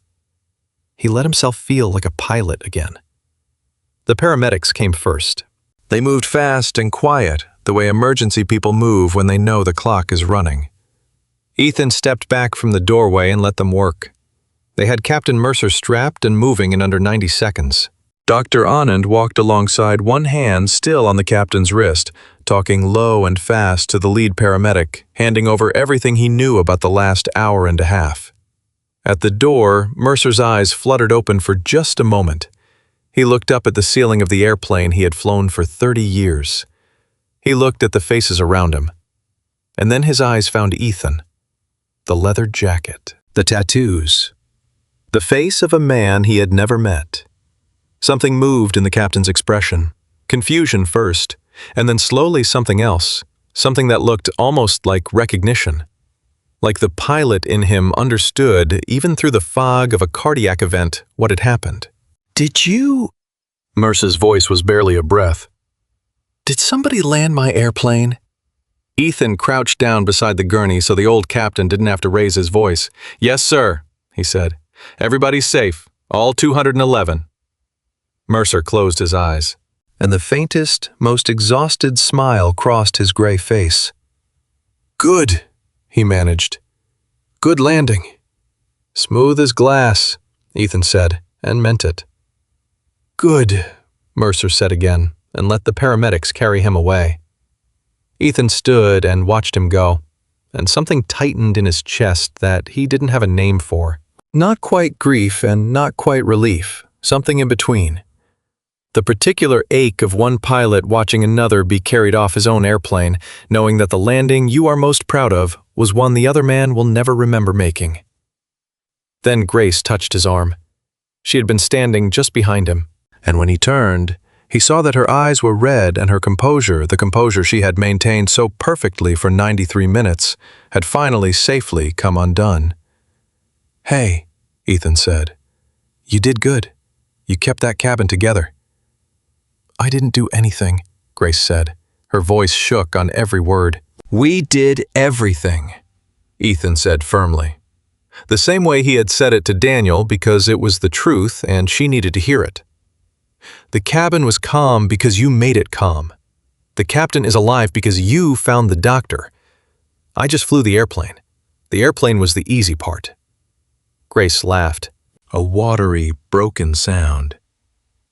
"That," she said, "is the most insane thing anyone has ever said to me in 11 years of flying." Before Ethan could answer, a sound began from behind the curtain. It started as a murmur, low and building like a wave gathering itself. Voices. Many voices rising together in a way that was not panic and was not conversation. Something altogether different. Something Ethan had never heard before on any flight he had ever been part of. "They know," Grace said softly. "I told them who flew us down when I made the PA. I told them it was the passenger from row 5. "Grace?" His voice carried a warning. "They wanted to know," she said simply. "They had a right to know." And she reached past him and pulled the curtain aside. He stood at the forward end of the aisle and felt the weight of 200 pairs of eyes settle on him all at once. Every atom of him said to step back, to say nothing, to let them deplane and go home and forget him, the way the world had always forgotten him, the moment the leather jacket came into view. But the sound that came through that curtain stopped him, because it was not jeering. It was not the nervous silence of people who had spent the flight avoiding him. It was applause. Sustained, full-throated, 200-person applause, rising and rising until it filled the entire cabin and rattled off the overhead bins and hit him in the chest like a physical force. He stood in the doorway and let it wash over him. And the only thing he was absolutely certain of in that moment was that he was not going to cry. He had not cried since the night he made his daughter her promise. And he was not going to cry in front of 200 strangers. He was almost succeeding. Then he saw the woman from seat 5B. She was on her feet, 3 rows back, looking directly at him with a face so open and raw and devastated that it hit him harder than anything else that had happened in the last 90 minutes. Her arms hung at her sides, her purse was on the floor, her chin was trembling. "I'm sorry," she said. She said it across the noise, across the distance of those 3 rows, loud enough that the people around her went quiet to hear it. "I'm so sorry I judged you. I never gave you a single chance. She stopped, pressed her lips together, tried again. "You saved my life. You saved every one of us. And I never even looked at you like a person." The applause had died. The cabin was listening. Ethan looked at her for a long moment. He looked at the purse on the floor. He thought about the moment she had lifted it into her lap. And he remembered every version of that gesture that had ever been directed at him. Every step back, every crossed arm, every whispered comment. And he felt all of it all at once. And then he let all of it go. "Man," he said, "when this plane lands, nobody goes home wondering if they did the right thing. That includes you." He held her gaze. "You go home. You hug whoever is waiting for you. We are good." The woman pressed her hand over her mouth and sat back down. The woman beside her put an arm around her shoulders. Walter Hayes had not stood for the applause. His knees had stopped cooperating with standing ovations several years ago. But he was watching Ethan from seat 4C with those pale, sharp eyes. And when Ethan's gaze found the old pilot, Walter did something deliberate and slow. He came to attention in his seat, straightened his spine as far as it would go, squared his shoulders, and raised one thin, trembling hand in a salute. Ethan Walker stood a little straighter, and he returned it. He held the salute for 3 full seconds to a man he had never met before today. A man who had seen him when everyone else was seeing only a leather jacket. A man who had said the words that got him out of that chair. The cabin watched the exchange in complete silence, feeling something pass between the 2 men that they couldn't quite name, but understood completely, the way you understand music you have never heard before. Then the moment ended. Passengers started gathering their bags. The ordinary, beautiful chaos of deplaning took over. And Ethan stepped back out of the aisle to make room. Grace was beside him. "The FAA is going to want to talk to you," she said quietly, "and the airline, and probably everyone else. There are news cameras outside. They follow the emergency trucks." Ethan closed his eyes briefly. "Of course there are. You could go out the back." He shook his head. "I don't hide," he said. It came out more firmly than he intended, and he heard in his own voice something that hadn't been there 5 years ago. Something that had come back in the last 90 minutes, along with everything else. "Not anymore." He pulled out his phone. It buzzed and kept buzzing. Missed calls, texts, notifications from numbers he did not recognize. A voicemail from a reporter. A text from an old Air Force buddy. "Walker, is that you? The flight, please call me." And underneath all of it, the one that mattered. A text from Lily. "Dad, why is there news saying something happened to your flight? Are you okay? Please answer. I'm at the airport. Please answer, Dad." He called her before he finished reading it. It rang once. "Dad." Her voice hit him like the landing. Sudden, real, physical. "Oh my God, I saw it on the news. They said a plane declared an emergency, and then somebody said a passenger flew it. And I knew. I knew it was you. I don't know how I knew, but I knew." "Baby." His own voice came out rougher than he wanted. "Hey, I'm okay. I'm on the ground. Everybody is safe." Did you really, Dad? Were you the one who flew it?" A pause, one beat. Because the thing he had been dreading since the moment he stepped out of seat 5A had arrived, and he hadn't fully figured out how to say it, and his daughter deserved it straight. "Yeah," he said, "I was." Silence on the line. "You broke your promise." 3 words, 13 years old, and she put them together like a knife. "I did," Ethan said. "I broke it." Another silence, longer. Ethan waited. "Are you hurt?" Lily asked. "Not a scratch. Is everyone okay on the plane?" "Everyone is okay. The captain is on his way to the hospital, but he is alive." A very long pause, and then Lily Walker, 13 years old, daughter of a biker and a ghost of a pilot, said something that unmade her father completely. "I'm glad you broke it," she said. In a voice small and fierce and absolutely certain. "I'm so glad you broke it, Dad. Because if you didn't, all those people." She stopped. He could hear her breathing, could hear her gathering herself. "You couldn't just sit there. I know you couldn't. I wouldn't want you to." A pause. "When are you coming?" "There is some stuff I have to deal with first. FAA, the airline, could be a few hours." "I'll wait," she said immediately. "I'm not leaving. I'll wait as long as it takes." "Lily." "Dad." Her voice went quiet and absolutely steady.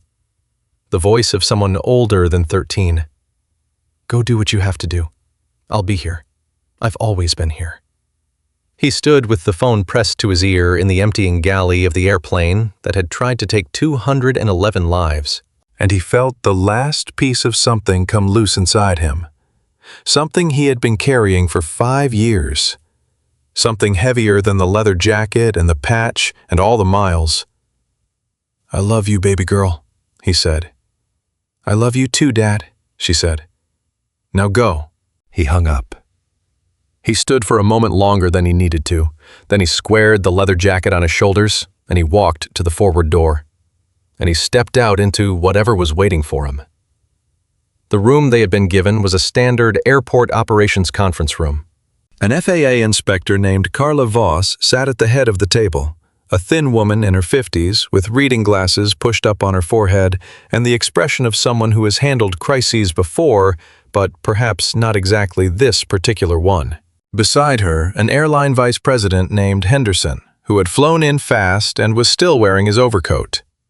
2 more FAA people whose names Ethan didn't catch. A woman with a recorder, and at one corner, a lawyer who introduced himself as Burke, and then said nothing else. Ethan sat down without being invited, which seemed to surprise everyone except Voss. "Mr. Walker," she said. "Ms. Voss," Ethan said, because he had been in enough briefing rooms to know how to read a nameplate. Her eyebrow went up slightly. "You know who I am." You had the tablet open and the recorder ready before we walked in, Ethan said. So you're either FAA or NTSB, and you look like FAA. A very brief pause. He put his hands flat on the table. I'm going to save us some time. 12 years Air Force combat pilot, then nothing for 5 years. Before you ask, yes, I know exactly what I did today. Yes, I flew a commercial aircraft without the required certifications. Yes, I violated multiple federal aviation regulations, and yes, I would do it again. He held her gaze. So if you are looking for an apology, you are in the wrong room. But if you want the full debrief every second of it, I am here, and I will give you everything I have. Henderson, the airline VP, leaned forward. Mr. Walker, I want to be clear that the airline's position, your airline's position, Ethan said without looking at him, is that without me, 211 of your passengers and crew would be in a wreckage field right now, instead of calling the families. So whatever position you walked in here with, I would adjust it before you say it out loud. A silence that had some weight to it. Daniel Brooks, sitting beside Ethan, had the look of a man watching a gunfighter he'd hired who might also be about to shoot him. But Carla Voss was looking at Ethan with something different in her face now. Something that had moved past the bureaucratic distance she had walked in with. She had been a pilot herself before the desk, and she could read a debrief the same way Walter Hayes could read a cabin. Tell me about the fuel, she said. Ethan told her about the fuel. He told her about the crossfeed and the contamination, and how he had caught it when number 1 began to drop. He told her about the crosswind and the weather minimums and the one-shot approach. He told it in the flat, precise, minute-by-minute language of a cockpit debrief. No drama, no self-justification, just the facts and the decisions and the reasons for the decisions. The way a man tells it who has stood in debrief rooms before and knows that the only currency worth spending is accuracy. When he finished, Voss was quiet for a moment. The crossfeed contamination, she said. You caught it faster than most commercial crews would have. Military habit, Ethan said. Your instincts read the instruments differently. She made a note. The below minimums approach, 1 engine crosswind at the top of the certified limit. You made the call to continue. That is a violation, Ethan said. I know what it is. And I made the call because every alternative was worse. The captain would not have survived the time needed to reach a clear field, and the engine was borderline enough that I was not willing to trust it for another 100 miles. He met her eyes. I made the call I would have made in the Air Force in the same situation. The rulebook says no. The situation said there was no other choice. In 12 years of combat flying, that math never gets easier.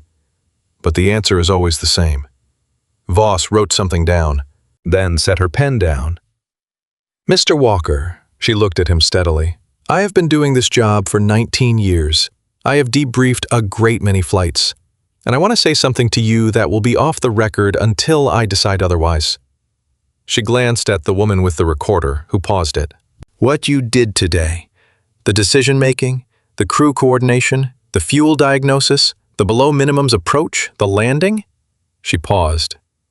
It is not what I expected to be walking into when they told me a biker from seat 5A had flown a 737 into a storm on 1 engine. She held his gaze. I was wrong. The room was very still. The FAA has a process for everything, she continued, including this. Your certificates will need review. The below minimums call will need examination by people who outrank me. There are questions about liability and authorization and a dozen other things that Burke here will want to manage.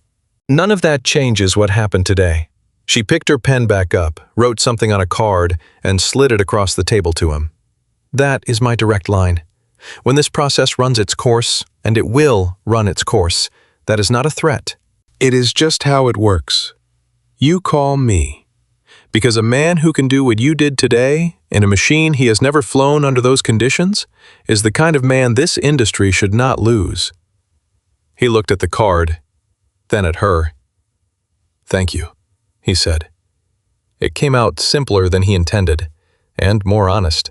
I am not sure I want to go back to flying. I am not sure I am the same man I was before today.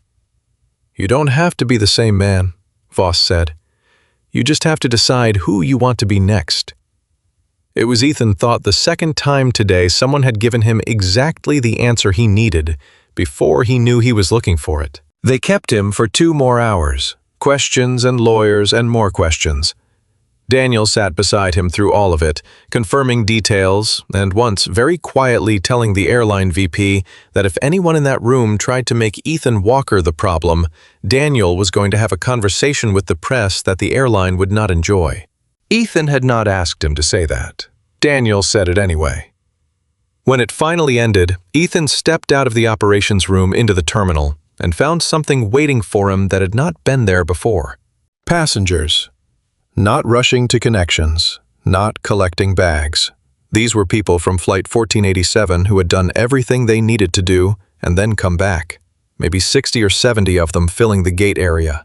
They had the particular exhausted, slightly dazed look of people who have faced something enormous and come out the other side, and don't quite know what to do with the feeling.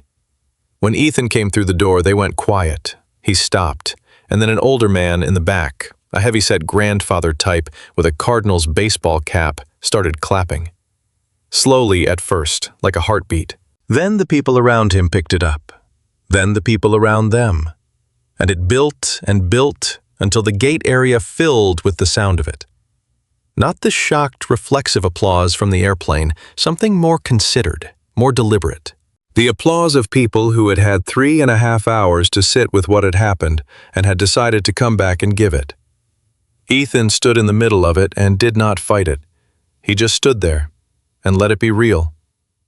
A woman pressed through the crowd, middle-aged, dark coat. She had been in the back of the plane. He didn't know her name. She walked straight up to him and held out her hand. "My daughter is getting married next month," she said, very simply. "I need you to know that." He shook her hand. "Congratulations." She nodded and stepped back. An older man came forward.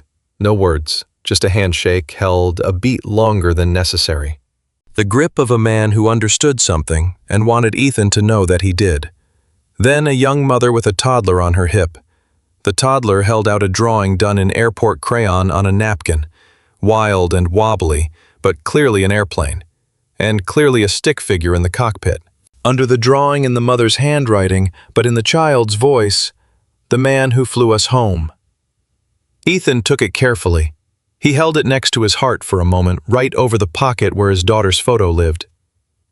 "Tell her thank you," he said to the mother. "She has no idea what actually happened," the mother said, looking at the toddler with wet eyes. "She just saw you walk out of the cockpit, and she said—" She paused. "Mama, that man has wings on his jacket." She looked up at him. "She is not wrong, is she?" Ethan looked down at the patch on his shoulder. The winged skull. The thing people had been seeing first for 5 years. Seeing and fearing and using to write the whole story of a man they had never met. "Wings," he said quietly. "Yeah, I guess she is right." Then Grace was there, off duty now, her uniform jacket traded for a sweater. And she put her arms around him the way you hold on after something terrible has finally passed. Not gently, hard and certain, the way you hold on to proof. He stood there and let her, because she had been the first person on the whole airplane who had looked at him like a person. And she had done it when it would have been easy not to, and that mattered more than she would ever know. "You good?" she asked. "Working on it," he said. She laughed and let go and stepped back and looked at him with clear eyes. "For what it's worth," she said, "I knew the moment you touched my sleeve, I already knew it was going to be okay." "How?"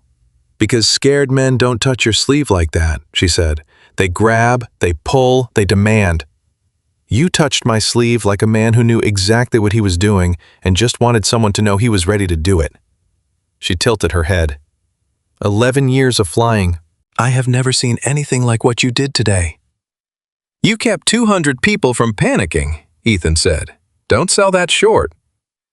"I told them the plane was fine," Grace said.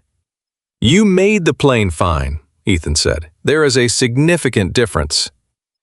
Behind her, old Walter Hayes was working his way through the crowd, with his cane slow and steady. People stepped aside for him with the automatic respect that age commands without asking for it. He reached Ethan and stopped, looked up at him with those blue eyes that had seen 31 years of sky. "Told you," Walter said. "You did," Ethan said. "People don't lose years of training just because they stop wearing the uniform." The old man's jaw shifted. "How does it feel being back in the seat?" Ethan thought about it, thought about the moment the controls came alive under his hands, the way the airplane had spoken to him through his palms, the way his body had remembered things his mind hadn't known he still knew. "It felt like," he said slowly, "coming home to a house you didn't know you missed until you were standing in the doorway." Walter nodded. Something settled in his old face. Then he patted Ethan's arm twice. "Don't stay away so long next time," he said, and he turned and made his slow, careful way back through the crowd. The ticket counter agent looked up when Ethan reached the front of the line. He watched her do the half-second scan. The jacket, the patch, the tattoos. He watched her catch herself doing it. And he watched the moment she decided it did not matter. "Can I help you, sir?" "I need to rebook. I was on 1487 Denver to Anchorage." She was already typing. Then she stopped. She looked up with a different expression entirely. "Walker," she said quietly. "Ethan Walker." "Yeah." She stared at him for a moment. Then, very carefully, as though she did not want to get it wrong, "The next flight to Anchorage leaves in an hour and 40 minutes. I am putting you in 1A. A pause. "No charge, and if anyone gives you any trouble about that, they can come talk to me." He opened his mouth. "Please," she said, "let me do this." He closed his mouth. "Thank you," he said. "Thank you," she said back, and meant something entirely different by it. They both understood the difference, and left it at that. He found a quiet seat at a gate away from the cameras. He sat with his duffel between his feet, the napkin drawing tucked into his jacket, next to his daughter's photograph and Carla Voss's card in his breast pocket. And he tried to figure out what he felt. It turned out to be complicated. There was relief, obviously, the enormous animal relief of something terrible ending without the worst outcome. The particular exhaustion that comes when your body has been running on pure adrenaline for 90 minutes and the adrenaline has finally completely stopped. His hands, which had held rock steady on the controls through a below minimum's crosswind approach in a storm, were trembling slightly now that there was nothing left to hold. That was normal. He knew it was normal. The body waits until you do not need it anymore, and then it falls apart just long enough to remind you it was scared the whole time. But underneath the relief, there was something harder to name. Something that had been sitting in his chest since the moment Carla Voss slid her card across the table and said, "You don't have to be the same man." Something that had cracked open when the controls came alive under his hands and the airplane spoke to him as though no time had passed at all. For 5 years, Ethan had told himself a story. The story was, I was a pilot, and I chose to stop, and stopping was the right choice, and the man I was before is gone. He had told it so many times, so completely that he had almost believed it. He had poured it over his grief and his loneliness like concrete and built a life on top of it. The chapter, the brothers, the rides, the weekends with Lily. And it was a good life. He didn't have a word against it. But today, in the space of 93 minutes, the concrete had cracked. And what had come up through the cracks wasn't a ghost. It was something alive. Something that had never stopped being alive, just because he had stopped letting himself feel it. He sat with that for a long time. His phone buzzed, a name he hadn't expected. Marcus Webb. Captain Marcus Webb, now retired. His squadron commander at the base where Ethan's career had ended. The man who had signed the papers when Ethan walked away. The man who had known everything and who had never once tried to talk him out of it. Who had shaken his hand at the gate and said simply, "You are the best I ever flew with, Walker. Don't waste it." 5 years of silence. And now this. "Saw the news," the text said, every word of it. The crossfeed call. The below minimums approach. The landing. Then, after a pause, "I always knew you would fly again. I didn't know it would be like this. You okay?" Ethan stared at the message, then typed back, "Getting there. How did you know it was me before they released the name?" Marcus replied in under 10 seconds. "Because no one else I ever flew with would have caught a cross-feed contamination by feel in an airplane they had never sat in before. That was you before you ever opened your mouth. Get home safe. Call me this week." Ethan set the phone face down on his knee and looked at the ceiling for a long moment. Then a quiet voice beside him said, "Is this seat taken?" He looked over. It was the woman from seat 5B, standing there with her carry-on and her coat and her purse. The purse she had clutched against him for 5 hours. She looked like someone who had been crying and had stopped and wasn't sure if she was going to start again. "I saw you sit over here," she said. "I almost just got on my flight, but then I thought—" She stopped. "Is the seat taken?" "No," Ethan said. "Sit down."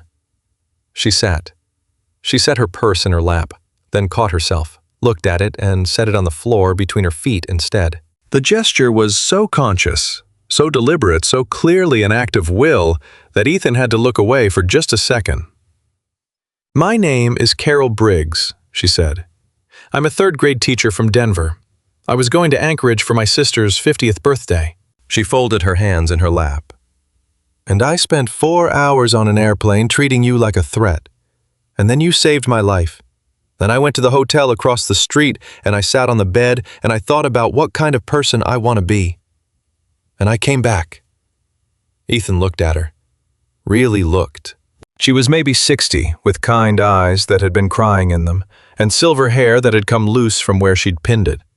She looked like somebody's mother, which she probably was, like somebody's sister, which she definitely was, and like someone trying very hard to do something right after doing something wrong. "Carol," he said, leaning forward with his elbows on his knees, "I need to tell you something, and I need you to hear it and hold on to it because I mean it. When you lifted that purse, I noticed. I always notice. I have been noticing that exact gesture from people I have never met for 5 solid years. I am not going to tell you it didn't sting. It always stings. Because it is always about what you see, not who I am, and I have spent 5 years being quietly angry about it in a way I never did anything with." Carol Briggs was watching him very carefully. "Today," Ethan said, "something changed. Not because of the applause or the thank yous or any of that, but because for 93 minutes nobody on that airplane cared what was on my jacket. They cared what was in my hands, and I hadn't felt that in a long time." He looked at her steadily. "So you coming back to find me and say what you said, that means something? Not because I needed an apology, but because it takes something real to do what you did. It takes a person who can look at themselves honestly, and that is rarer than most people think." Carol pressed her lips together. Her eyes were bright. "I tell my 8-year-olds every single year," she said quietly, "don't judge a book by its cover. It is literally on a banner in my classroom. 30 years of telling children not to do exactly what I did the moment I sat down next to you." "You said hello today," Ethan said. "A little late," she said. "Better late than the alternative," Ethan said. "Trust me, I have seen the alternative from the inside." She almost smiled, and then something shifted in her face. "Your daughter, I heard you on the phone. You said her name. Lily. Is she okay? Does she know what happened?" "She knows. She was watching the news at the airport. She knew it was me before they said my name." Carol looked at him for a long, quiet moment. "She must be incredible," she said, "to have a father like you." "She is better than I deserve," Ethan said simply. "She always has been." The gate agent's voice came over the PA, boarding announcement for Anchorage. Ethan picked up his bag. Carol Briggs stood at the same time and held out her hand. He shook it.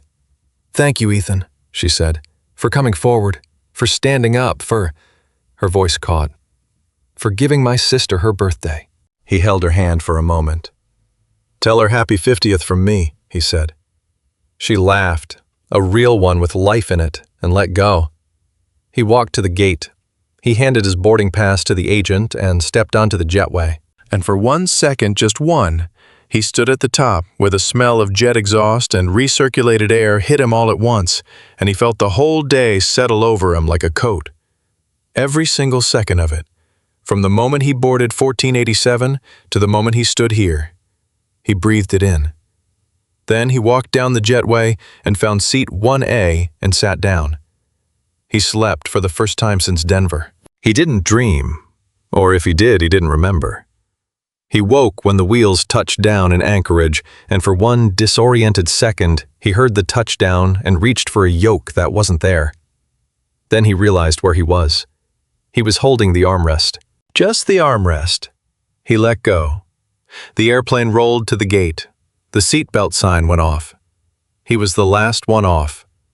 He came up the jetway and through the door and into the arrivals hall. And he didn't have to look for her, because she found him first. She was through the barrier before the security guard could say a single word about it, running flat out the way only a 13-year-old can run, all legs and absolute certainty and zero doubt. And she hit him so hard, he took a full step back, and his arms closed around her, and he just held on. She didn't say anything for a long time. Neither did he. He could feel her shaking, just slightly. The tremor that is left when you have been terrified for 3 hours, and then relieved, and then you can finally let the shaking out, because the person you were terrified for is right there holding you. He tightened his arms, and let her shake. "I watched it," she said finally into his jacket. "On the news. They had a reporter at Fairbanks. They showed the plane, the trucks, the storm. They said a passenger flew it." A pause. "I knew it was you before they said your name." "How?" She pulled back just far enough to look up at him. Her face was tear-streaked and fierce and absolutely his. "Because you're you, Dad. Because when something goes wrong and someone needs help, you don't sit down, you stand up. You've always been like that, even when you were pretending not to be." He looked at his daughter. At the face he had been flying toward for 93 minutes. At the gap that was not there anymore because she was 13 and her baby teeth were long gone. But her eyes were exactly the same eyes that had looked at him in a hospital hallway 5 years ago when he made a promise. "I broke it," he said. "I broke the promise." "Dad." Her voice was patient and exasperated in the precise way that only a teenager talking to a parent can be. "I was 8 when you made that promise. I am 13 now. I'm different." She looked at him steadily. "You made that promise because you thought keeping yourself safe was the most important thing you could do for me. But the most important thing you can do for me is be the person you actually are, not a version of yourself you made up to stay safe." She reached up and placed her hand flat against his chest, right over the pocket where the photograph lived. "I know what is in there. I know you carry that picture, and I know why." She held his gaze. "That picture is not asking you to be less. It never was." Ethan Walker stood in the Anchorage arrivals hall in a worn leather jacket with a winged skull on the back, and he looked at his daughter, and he had nothing to say. Which was all right, because she wasn't done. "Are you going to fly again?" she asked. Direct, no preamble. 13 years old and asking exactly the right question. He thought about Carla Voss's card. He thought about Marcus Webb's text. He thought about the feeling of the controls coming alive under his hands, and the airplane speaking to him through his palms. He thought about what he had told Daniel at the end. He thought about a house you didn't know you missed until you were standing in the doorway. "I don't know yet," he said. "Maybe." Lily tilted her head. "Good," she said. "Maybe is better than never." She took his hand the way she used to when she was small, and she started walking him toward the exit, and he let her lead. "One condition," she said, not looking at him. "What's that?" "If you go back to flying," she glanced up, "you teach me, not now. When I'm old enough, you teach me." Something moved through Ethan's chest that he recognized this time. He had felt it an hour ago, at the controls of a plane he brought out of a storm. He had felt it the first time he soloed at 22 years old, and he had felt it the night Lily was born. It was the feeling of something beginning. "Deal," he said. She squeezed his hand once, hard, and then let go with the easy casualness of a teenager who has gotten exactly what she wanted, pulling out her phone with her free hand already texting someone. And Ethan walked beside her and watched her type, and thought not for the first time and not for the last that she was so far ahead of him it was almost funny. Outside the terminal, Ethan's phone rang. Unknown number, Washington, D.C. area code. He almost let it go to voicemail. Then he answered. "Walker," he said. "Mr. Walker, my name is Richard Calloway. I'm calling from the FAA's Office of Aviation Safety. I won't take much of your time tonight. I know what kind of day you've had." A pause. "I have spent the last 4 hours on the phone with Carla Voss, with Pete Halverson at Anchorage Center, with Dr. Anand, and with First Officer Brooks. I have also pulled your Air Force records, which are substantial." "Mr. Calloway," Ethan said carefully, "let me get to the point. What you did today was technically unauthorized. It also prevented what would almost certainly have been a catastrophic hull loss with major casualties. Those two facts create an interesting situation for us." A pause. "There is a process, not a common one, by which the FAA can, in cases of exceptional demonstrated competency under emergency conditions, expedite the review and reinstatement of commercial certifications. Normally, this process takes months, years. In your case, we would like to accelerate it considerably." Ethan had stopped walking. Lily, 3 steps ahead, turned and looked back, reading his face the way a daughter learns to read a father. "What does considerably mean?" Ethan said.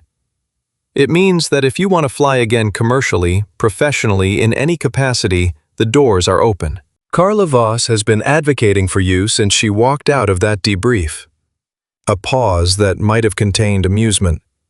"She said, and I am quoting directly, we would be idiots to lose this man again. I tend to agree with her." Ethan Walker stood outside the Anchorage terminal in the cold Alaska evening air. He looked at his daughter looking at him. He thought about everything the day had taken apart and everything it had put back together. He thought about a promise broken and a promise kept. He thought about a house you didn't know you missed until you were standing in the doorway. "Tell Carla I'll call her," he said. "I'll tell her," Calloway said. "Welcome back, Captain Walker." The line went quiet. Lily waited. She had all the patience in the world when she needed to. Another thing she had learned from him, or despite him, or maybe entirely on her own. She watched him with her steady 13-year-old eyes. "Good call," she asked. "Interesting call," Ethan said. "Are you going to tell me what it was?" He looked at her.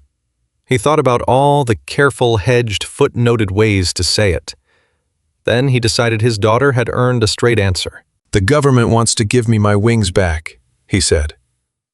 Lily did not scream. She did not jump. She was 13, not 8. She handled things with the quiet dignity of someone who had already decided she knew this was coming.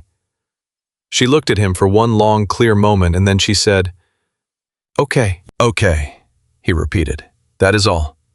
"What do you want me to say? I told you, maybe it was better than never." She tilted her head. "Are you going to take it?" He looked up at the Alaska sky, dark and vast, and full of stars that pilots learn to navigate by before they ever touch a control. He thought about the last 9 hours. He thought about Walter Hayes, who saw the pilot in the biker before anyone else had the eyes to look. He thought about Daniel Brooks, who trusted a stranger with his life and the lives of 200 souls. He thought about Grace Okafor, who smiled at him when no one else did. He thought about Carla Voss, who slid a card across a table and said, "Who do you want to be next?" He thought about Captain Mercer, who had smiled the faintest, most exhausted smile and said, "Good landing," before they wheeled him away. And he thought about what he had told Daniel when it was all over.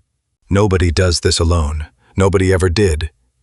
He had thought for a long time that the hardest part of being who he was, the biker, the outsider, the man the world looked at and wrote off on assumptions, was the loneliness of being misread.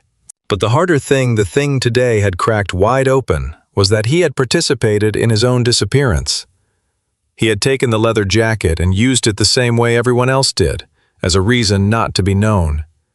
He had hidden Captain Walker inside the Hells Angels patch and called it a choice and called it a promise, and never quite admitted to himself that what it really was fear. Fear that if he climbed back into a cockpit, he would lose something again. Fear that you couldn't be a pilot and a father, a man of action and a man of presence, the person his daughter needed and the person he actually was. Today had answered that fear, completely, definitively, beyond any argument. He had been both. He had been all of it at once. The biker and the captain, the father and the pilot, the man who made a promise and the man who broke it, for the right reasons, and the man who came home anyway. He had been all of it at the same time. And the airplane had landed, and everyone had come home. "Yeah," he said, "I'm going to take it." Lily nodded once, the nod of someone filing away a fact they already knew. "Good. Now can we please go get food? I have been at this airport for 6 hours, and all they have are bad pretzels."